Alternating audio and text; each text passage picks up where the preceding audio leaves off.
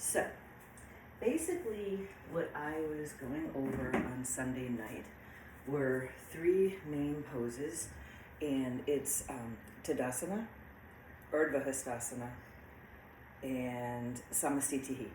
So, all three are just more or less that standing at the top of the mat. I'm going to stand a little more mid-mat just so you can see me in the camera. But what we also were talking about, common misalignments, and all three poses. And think of them, actually, let me back it up. The way I talked about it on Sunday night is I just had everybody stand. I honestly prefer to stand on the floor, but just feeling your feet rooting. Trinity's coming, so we're going to have company. But just feeling your feet rooting into the earth. So that apana vayu, that downward moving. But if you only had the downward moving, you'd be slouching down. So we have to have the prana, which is the drawing up and in. So think of the movements of prana, apana, but then the prana.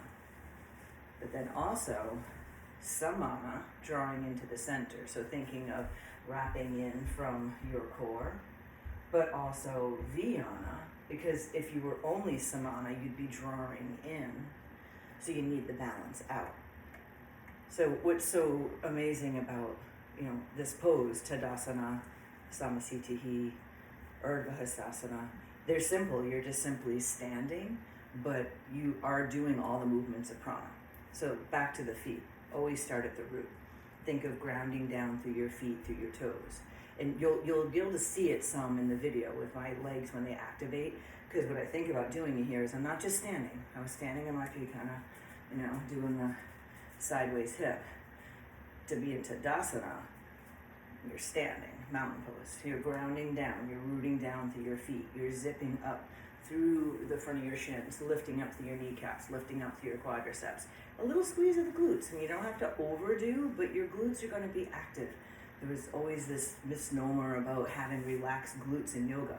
It's not possible, and if it is, you end up with a pancake butt. So there's an activation of your glutes, but then also a wrapping in of your belly. Again, that's Samana Vayu, but also Uddiyana Bandha, which I don't know if we've gotten into the bandhas yet. I don't think so.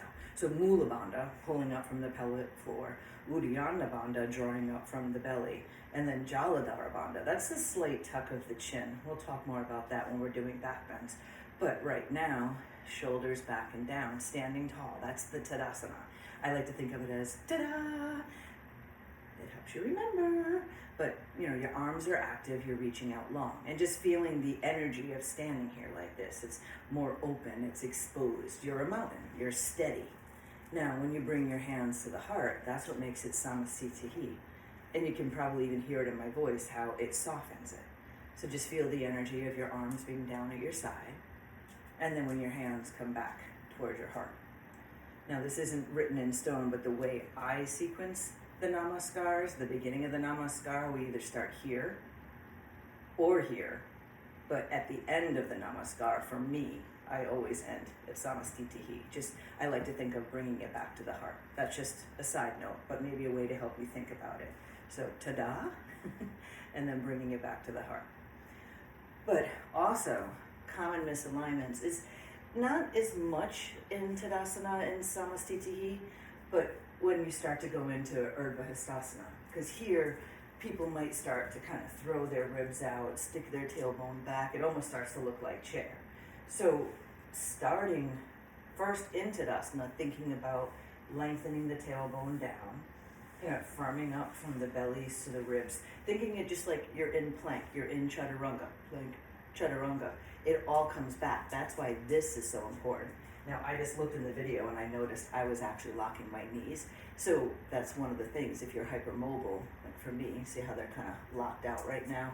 It actually hurts me when I do that now. It didn't before, that's why it's an issue. But here, I'm softening my knees a little bit, and I know to the video they look straight. To me, I feel like I'm in chair right now.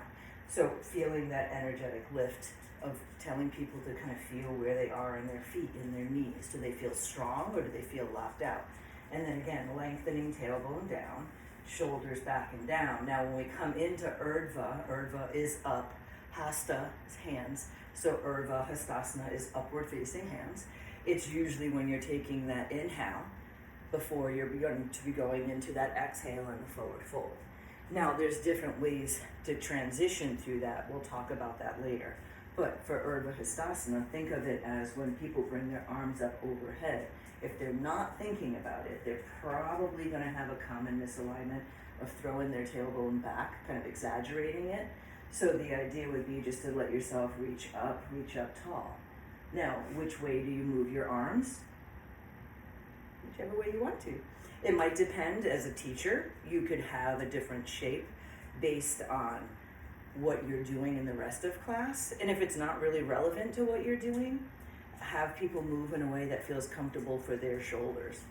Usually, generally, very loosely based, I don't want to say anything written in stone, it's generally going to be less painful for someone if they have a shoulder issue, probably to go forward than to go wide. But it does depend on what the injury actually is. Do they ever have to put their arms over their head? No. It's the pose, Urdhva Hastasana, but whatever it is. Now, as far as your hands, energetically, it's shoulders away from your ears. And notice how my arms automatically go broader. That's fine. Really, traditionally, it might be here and then looking up, but that's a different bhav. That's a different energy. That's really fiery. Here's a little softer. Here's a little softer. Here's a little softer. And then, oh wait, you're back to Samastiti. So, some of it is just changing the energy of the pose. What are you eating? Trinity is eating one of my face cloths. So the fourth pose we did was Utkatasana. And I say it like that because it's UT. It's kind of, no, yes, okay. Sorry, I get that mixed up in my head. But, so Utkatasana, chair pose, awkward pose. Now, there are different versions. The one that is generally taught in a flow class, unless the teacher says otherwise, is more of a squat. So more of legs close. They don't have to be all the way together. It might depend on the person's knees, hips, whatnot. Sometimes it's nice to have someone hold a block here just to engage through the inner legs. I tend to go hips distance myself only because I know my body. I'm a little more flexible, so it's better for me to have some space. Are you listening, Trinity? Trinity is paying attention to what I'm doing right now. Thank you, darling. My teacher voice apparently is my dog training voice. So here, again, feet can be close. The thing we're trying to do, though, is engage through your legs. So you're not kind of like, I mean, I know people aren't really going to be hanging out here, but you'd be surprised. You know, you can be in chair or you can be in chair. And all I did differently is activate up through my legs. I lifted up through my chest a little bit. I wrapped in from my belly. Here, I know what I need to do for my low back because I have that lordosis. So when I stand naturally, you know, see there's a little curve. So when I'm coming into my yoga space, I lengthen it. Actually, that's a lie. I do that all the time. I have to, because if not, I throw my back out. So then when I come into chair, not necessarily Utkatasana, not necessarily telling people to tuck their tailbone because it depends on their back. So if you have them just think of sitting back like you're lowering into a chair, which is why it's called that, you know, maybe letting them ground their hands on their thighs first, kind of feel where there's a good height for them. I like to cue cat and cow's breath, kind of letting people find where that neutral spine is, because usually if they come in and out of it, they realize when they hit the sweet spot. So a way to cue it would be cow's breath. So first, have them do cat's breath, because then you'll know what that is, and then cow. And usually I've already introduced that in the beginning. Now, as far as your arms, and I know that was one of the questions that was coming up in the groups, is where do your arms go? Depends. Hands to heart is great. It's actually challenging because you're not supporting yourself on your legs and you're just kind of containing the energy. I like this to have a little bit more of that kind of fire through the legs. Bringing your arms up changes the energy because it extends the line in the side of your body. So I have to use my back a lot more here. And I'm also very consciously not arching my back. You could be up here, and that's more of a different version of chair, Utkatasana, and more of like the Ashtanga variation where it's a little bit more of a back bend. But it's just a matter of the energy that you're trying to bring into it.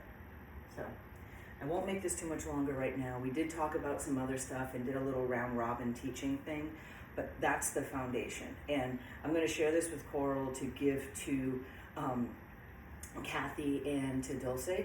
But if anybody else ends up seeing this and you have any questions, just let me know.